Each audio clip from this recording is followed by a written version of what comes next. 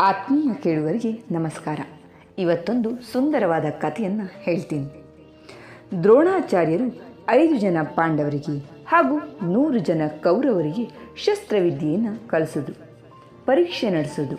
ಅದರಲ್ಲಿ ಬೇರೆ ಬೇರೆ ಯುದ್ಧ ಪ್ರಕಾರಗಳಲ್ಲಿ ಬೇರೆ ಬೇರೆ ರಾಜಕುಮಾರರು ಪ್ರವೀಣರೆನಿಸಿದರು. ಭಲ್ಲೆಯಲ್ಲಿ ಧರ್ಮರಾಜ, ಗದೆಯಲ್ಲಿ ಭೀಮ ದುರ್ಯೋಧನರು ಮತ್ತು ಬಿಲ್ವಿದ್ಯೆಯಲ್ಲಿ ಅರ್ಜುನ ಶ್ರೇಷ್ಠನೆನಿಸಿದರು. ಆದರೆ ಅರ್ಜುನನ ಮೇಲೆ ದ್ರೋಣಾಚಾರ್ಯರಿಗೆ ವಿಶೇಷ ಪ್ರೀತಿ. ಆತ ವಿನಯ ಸಂಪನ್ನ, ಪರಿಶ್ರಮಿ ಮತ್ತು ಸದಾ ಜ್ಞಾನದಾಹಿ. ಗುರುಗಳು ಒಂದು ವಿಷಯವನ್ನು ತಿಳಿಸಿದ್ರೆ ಅದು ಮನನವಾಗಿ ಸಂಪೂರ್ಣ ಕೈವಶವಾಗುವವರೆಗೂ ಅವನ ಪ್ರಯತ್ನ ಮುಂದುವರಿಯೋದು. ಅದಲ್ಲದೆ ಗುರುಗಳು ಕಲಿಸಿದ ವಿಚಾರವನ್ನು ಮುಂದೆ ಬೆಳೆಸಿ ಹೊಸ ಆವಿಷ್ಕಾರಗಳನ್ನು ಮಾಡುವುದರಲ್ಲಿ ಅವನ ಬುದ್ಧಿ ಓಡ್ತಾ ಇತ್ತು. ಒಂದಿನ ರಾತ್ರಿ ಪಾಂಡವ ರಾಜಕುಮಾರರೆಲ್ಲ ಊಟಕ್ಕೆ ಕೂತಿದ್ದಾರೆ. ಆಗ ಗಾಳಿ ಬೀಸಿ ಬಂದು ದೀಪ ಆರಿ ಹೋಯಿತು.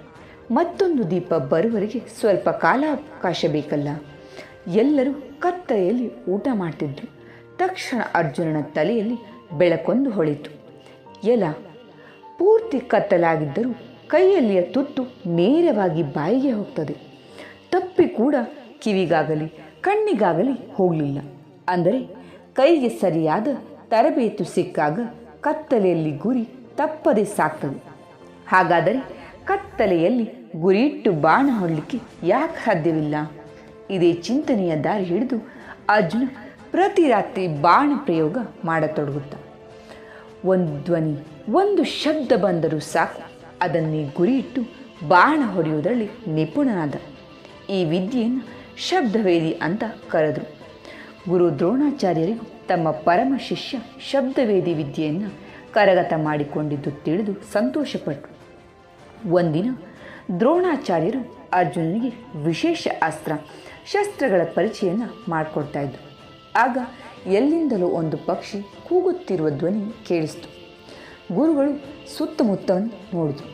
ಹತ್ತಿರದಲ್ಲಿ ಯಾವ ಮರವೂ ಇರಲಿಲ್ಲ. ಮೇಲೆ ಯಾವ ಪಕ್ಷಿಯೂ ಹಾರಾಡ್ತಾ ಇರಲಿಲ್ಲ.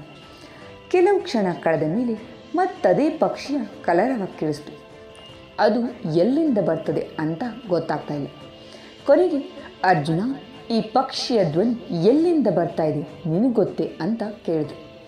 ಆಗ ಅರ್ಜುನ ಕ್ಷಣ ಹೊತ್ತು ಮನಸ್ಸನ್ನು ಏಕಾಗ್ರಗೊಳಿಸಿ ಧ್ವನಿ ಕೇಳಿ ಹೇಳ್ದ, ಗುರುಗಳೇ, ಈ ಪಕ್ಷಿ ಮೋಡಗಳ ಮೇಲೆ ಇದೆ.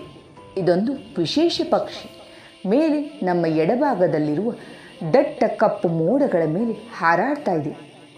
ಆಗ ದ್ರೋಣಾಚಾರ್ಯರು, ಹಾಗಾದರೆ ಅದನ್ನು ಬಾಣದಿಂದ ಹೊಡೆದು ಕೆಳಗೆ ಉರುಳಿಸು ಅಂದರು. ಅರ್ಜುನ, ಬೇಡ ಗುರುಗಳೇ ಅಂದ. ನಿನಗೆ ಹೇಗಿದ್ದರೂ ಶಬ್ದವೇದ ವಿದ್ಯೆ ಕರಗತವಾಗಿರೋದ್ರಿಂದ ಪಕ್ಷಿಯ ಧ್ವನಿಯನ್ನು ಕೇಳಿ ಬಾಣದಿಂದ ಹೊಡೆದು ಬಿಡು ಅಂದರು ಗುರುಗಳು. ತುಂಬ ವಿನಯದಿಂದ ಹೇಳ್ದ ಅರ್ಜುನ, ಗುರುಗಳೇ, ಖಂಡಿತವಾಗಿಯೂ ನಾನು ಆ ಪಕ್ಷಿಯನ್ನು ಹೊಡೆಯಬಲ್ಲೆ. ಆದರೆ ಯಾವ ಪಾಪವನ್ನು ಅಪಕಾರವನ್ನು ಮಾಡದೆ ತನ್ನಷ್ಟಕ್ಕೆ ತಾನು ಸಂತೋಷವಾಗಿ ಹಾರಾಡಿಕೊಂಡಿರುವ ಪಕ್ಷಿಯನ್ನು ಹೊಡೆದು ಕೊಲ್ಲುವುದು ಯಾವ ಕ್ಷತ್ರಿಯ ಧರ್ಮ? ಆಚಾರ್ಯರು ಶಿಷ್ಯನ ಬೆನ್ನನ್ನು ತಟ್ಟಿದರು. ಅರ್ಜುನ, ನೀನು ಬಾಣ ಹೊಡೆಯದೆ ಬಿಟ್ಟು ನನ್ನನ್ನು ಪಾಪದಿಂದ ಪಾರು ಮಾಡಿದೆ. ನೀನು ನಿಜವಾದ ಕ್ಷತ್ರಿಯ. ಒಬ್ಬ ಕ್ಷತ್ರಿಯನ ಕೆಲಸ ಕೇವಲ ಶಕ್ತಿ ಸಂಚಯನವಲ್ಲ, ಆ ಶಕ್ತಿ ದುರುಪಯೋಗವಾಗದಂತೆ ನಿಗ್ರಹಿಸುವುದು ಆಗಿರ್ತದೆ. ದೈತ್ಯ ಶಕ್ತಿಯನ್ನು ಸಂಪಾದಿಸುವುದು ಸರಿ, ಆದರೆ ಅದನ್ನು ದೈತ್ಯರಂತೆ ಉಪಯೋಗಿಸುವುದು ಅಪಾಯಕಾರಿ. ಧರ್ಮದ ಪರಿಧಿಯಲ್ಲಿ ಶಕ್ತಿಯನ್ನು ಬಳಸಿ ಅರ್ಜುನ ಶ್ರೇಷ್ಠ ಧನುಧಾರಿಯಾದ.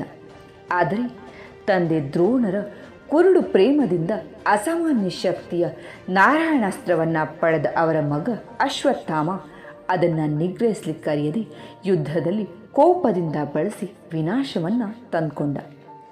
ಶಕ್ತಿ ವಿದ್ಯೆ ಸಂಚಯನಕ್ಕಿಂತ ಶಕ್ತಿ ನಿಗ್ರಹ ಹೆಚ್ಚು ಮಹತ್ವವಾದದ್ದು ಅಂತ ಹೇಳಲಿಕ್ಕೆ ಈ ಕತೆ ಹೇಳಿದೆ. ಕತೆ ಇಷ್ಟ ಆಯಿತು ಅಂತ ಭಾವಿಸ್ತೀನಿ. ಕೇಳಿದ್ದಕ್ಕೆ ಧನ್ಯವಾದ.